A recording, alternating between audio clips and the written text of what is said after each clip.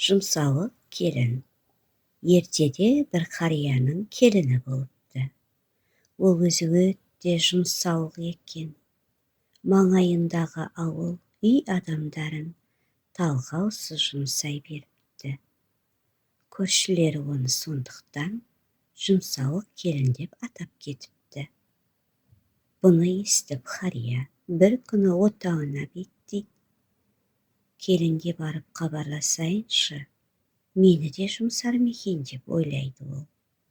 Қарт отауға таяй бергенде үйден: «Әй, кім болсаң да, андағы сыртта жатқан келсапты ала кірші» деген келіннің даусы естіледі.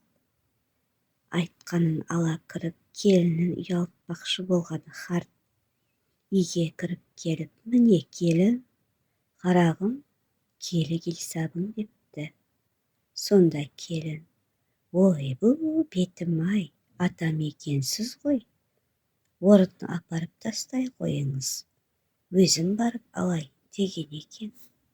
Амалы таусылған атасы бұған да көндіккен екен.